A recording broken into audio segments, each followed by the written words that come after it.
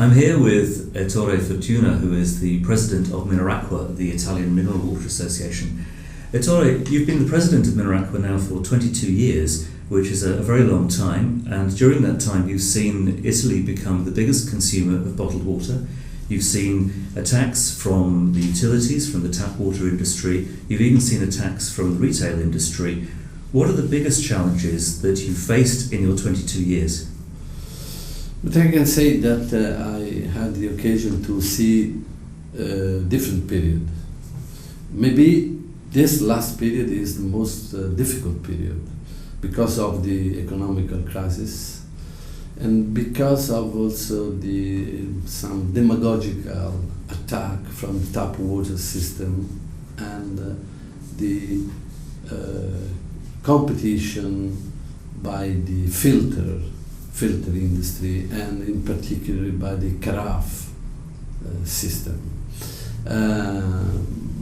But we can say that if you consider all these negative factors for us in this year, especially in 2011, we think in terms of sell-out to have a positive result of plus 1.5%.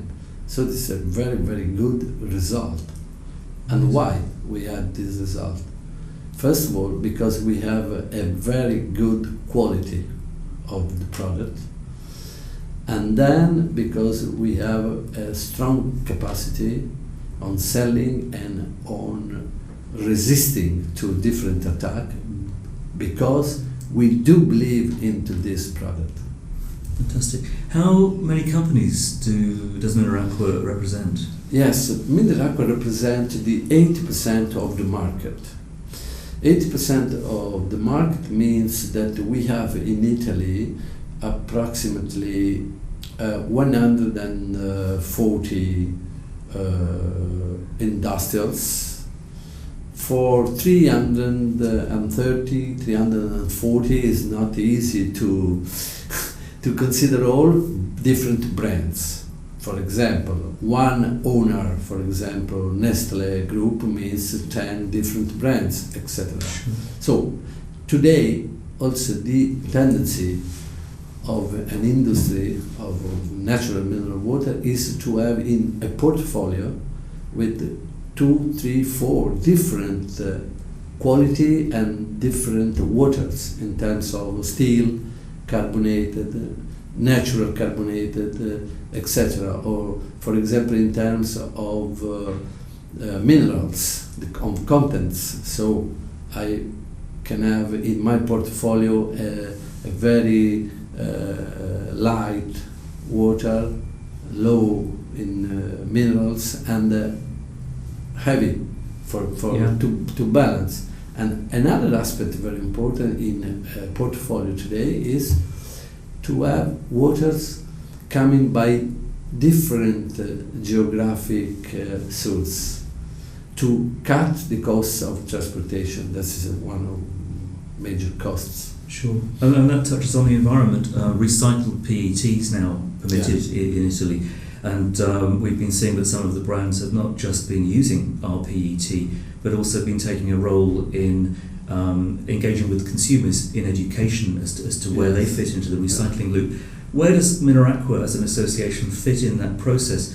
Is your job to lobby government to do more with consumers, or is it the brands themselves who are leading the process? Yes, we had a very, very important job in this item, because we asked and we had in last August in 2010 a law which authorized us to use until 50% the recycled PET in new bottle. Okay, this is very important. It is important as a message to preserve the environment, and to work in terms of sustainability.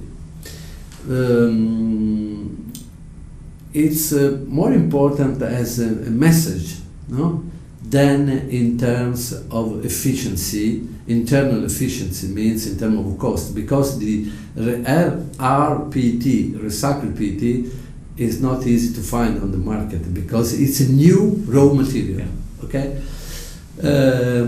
the result of this was not positive as we believed, because some category, ambientalist, some demagogical categories, they didn't react, they didn't have a reaction. So is for us is an example to demonstrate that they are demagogical and that they are not close to the true problems of sustainability. No? Yeah. On the other side, we worked strongly to reduce the weight of the bottle in PET. In this way, we put less PET on the market. Yeah. And we did that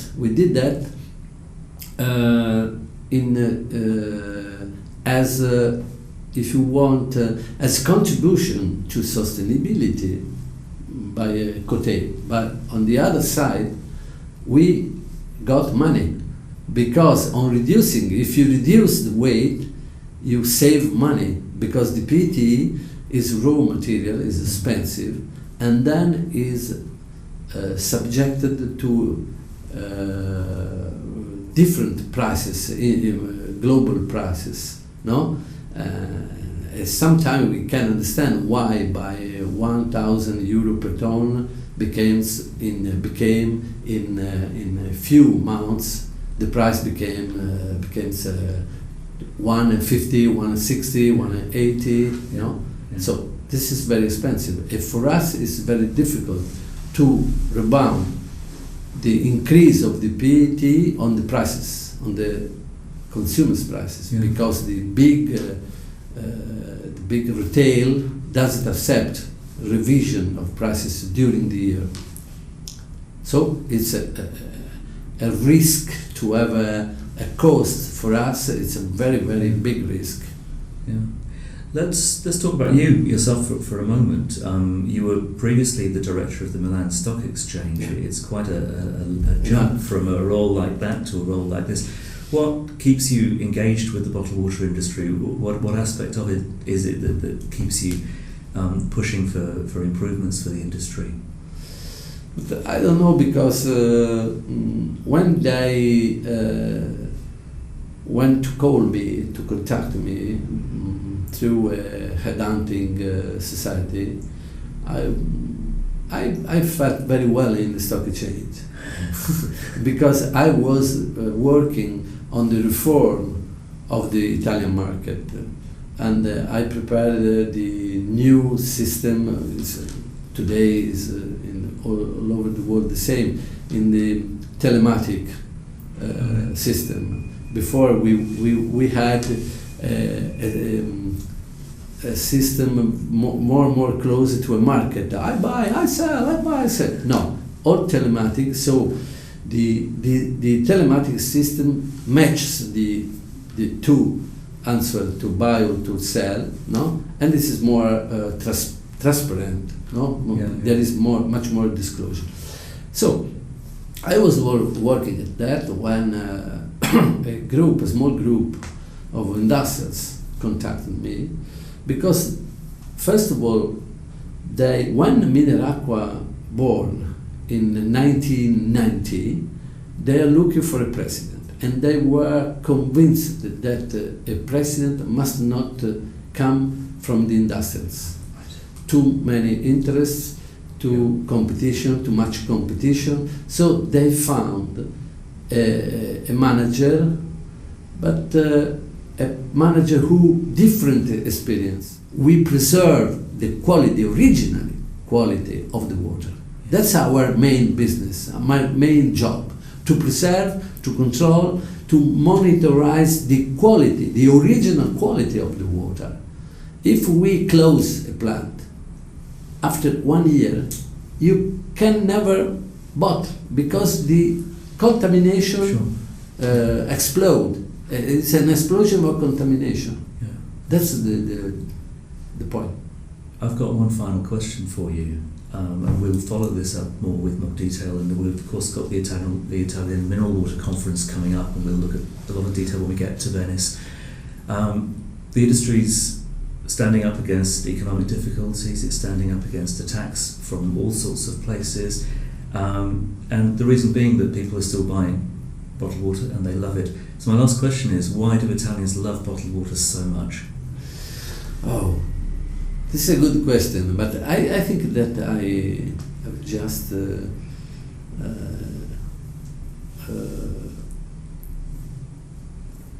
tell what the reason why. Because we do believe into this product, we trust in this product, and we are able to transmit, to transfer this love to the consumers. No, that is very important, because people, the consumer, love water, because we during this long period we emphasized the importance of hydration. On the other side, we can say that the quality is very, very high, and the healthy and the security of the products. Security means bottle, means our plants are. I think that we have a very, very big know-how in bottling, and today maybe we have to export, but I think that we should export also our know-how in bottling. Sure. In bottling. Sure. Because the export is important, but it costs very much in terms of transportation. If we try to export know-how, for example, in China, in Japan, okay, because I think that we are able in 12 months to build up a plant without problems. Sure. With the know-how that we have, and also because we have also some industry, Italian industry, very, very competent, very strong in plants, in machine, etc. Yeah. Well, I take from this your passion for the industry, and I think the two words for me that I'll take away from this, trust and love. What a great way of summing up the Italian mineral water industry. Sorry, thank you very much for your time. Thank you too.